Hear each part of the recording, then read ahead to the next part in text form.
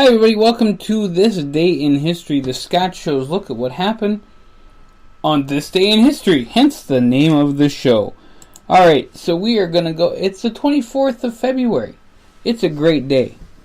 But back in 484, King Heinrich removed the Christian bishops from their offices and banished some of them to Corsica. A few are martyred, including former proconsul Victorian, along with other merchants. They are killed after refusing to become Arians. 484. Then we move 100 years ahead of time, because why not? To the Battle of Rosen, the First War of Scottish Independence. In 1582, with the papal bull written, Pope Gregory XIII recognizes the Gregorian calendar. In 1711, the London premiere of Rinaldo by Handel, the first Italian opera written for the London stage. In 1803, Marbury versus Madison, the United States establishes the principle of judicial review. In 1809, Drury Lane Theatre burns to the ground, leaving owner Richard Brenzy destitute. In 1821, the final stage of the Mexican War of Independence from Spain with the plan of Guadalajara. That's a fun name to say. In 1826, the signing of the treaty marks the end of the First Anglo-Burmese War. 1831.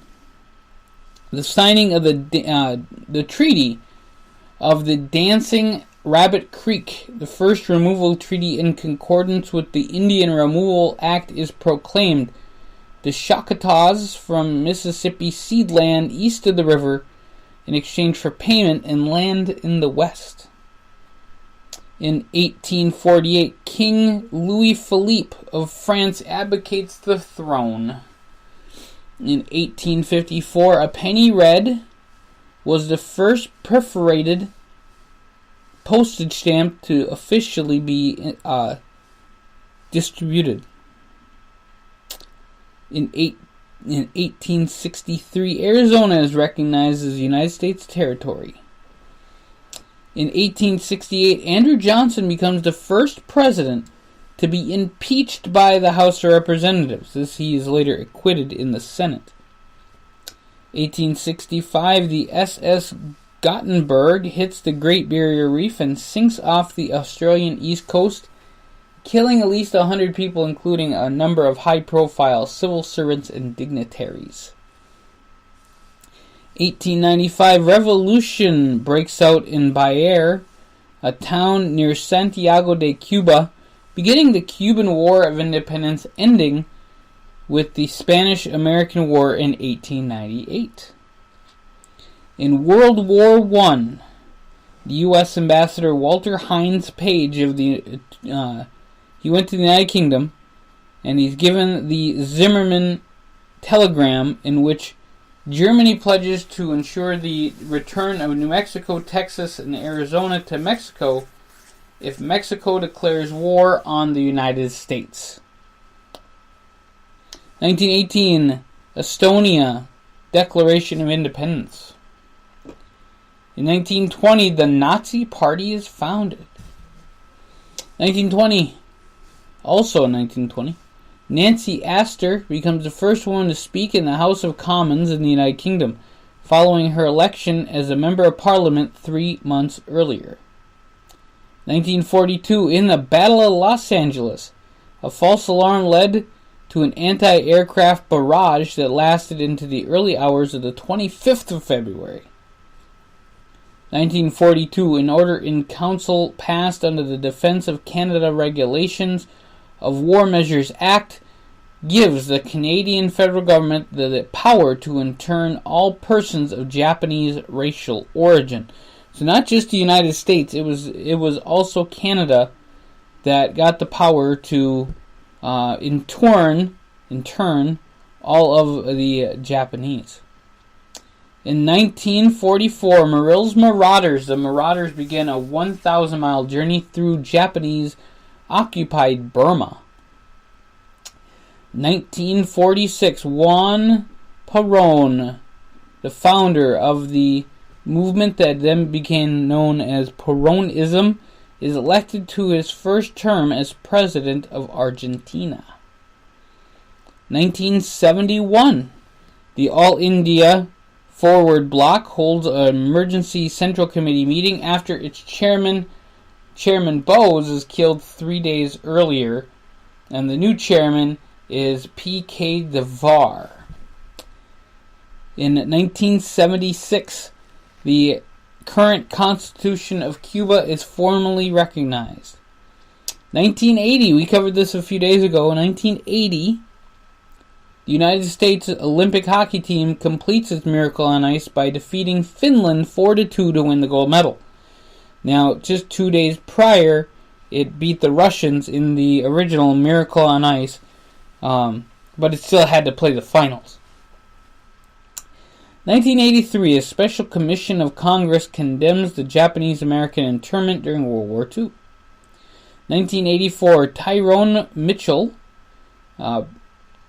he shoots up people on 14th Street elementary shooting in Los Angeles, killing 2 children and injuring 12 more. I normally don't say names of shooters. I will try not to do that much on the show, but that happened this day in history. 1989, very interesting here. Ayatollah Khomeini issues a fatwa and offers $3 million bounty for the death of Salman Rushdie, author of the Satanic Verses. A fatwa is a death sentence in the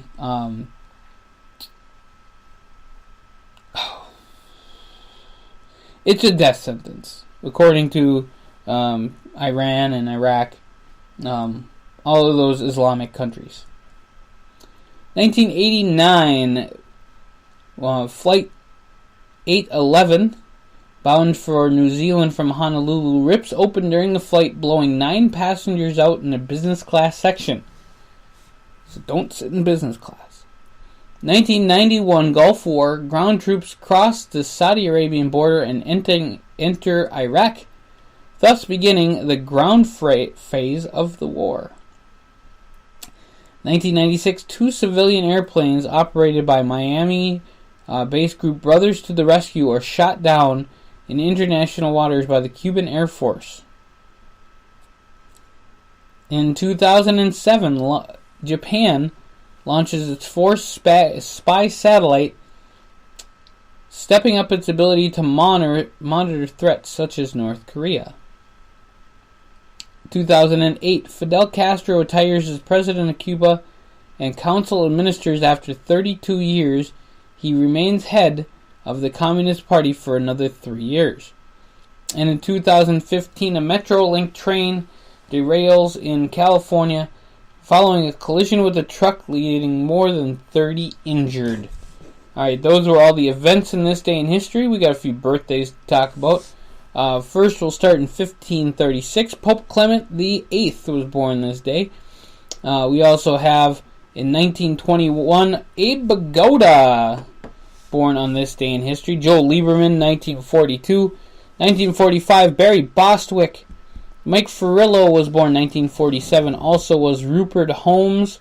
Edward James Olmos was born on this day in history, along with George Thorogood. Steve Jobs. Paula Zahn was also born on this day in history. Billy Zane. Manon Rhéaume was born this day in history. If you recognize that name, she was the first woman to ever play men's professional hockey. She was a goalie, and a really, really great goalie at that. It is Floyd Money Mayweather's birthday today. It is also the birthday of Shinsuke Nakamura, who will be fighting at WrestleMania this year. The incomparable Corey Graves, it's his birthday today as well as probably my favorite name of all time, Earl Sweatshirt. He's a hip-hop guy, and his name is Earl Sweatshirt. I kid you not. Okay, 1953, we got some deaths to report. 1953, we lost Robert Follett, the Jr., La Follette, and he was a senator of Wisconsin. 1994, we lost Dinah Shore. 2006, we lost Don Knotts. And 2014, we lost Harold Ramis. So those are some deaths that we want to cover here. It is Flag Day in Mexico. It's Engineers Day in Iran. It is National Artist Day in Thailand. And it's Independence Day in Estonia. So those are the events, birthdays, and other things that happen on this day in history. Thank you guys for joining us here on thescottshow.com. Don't forget to like, share, subscribe on YouTube and on Speaker.com. And make sure you click on that subscribe button and that download button. It makes us more money. It gets us more fun, and we have a great time here. Thank you guys, and we'll catch you here real soon on thescottshow.com.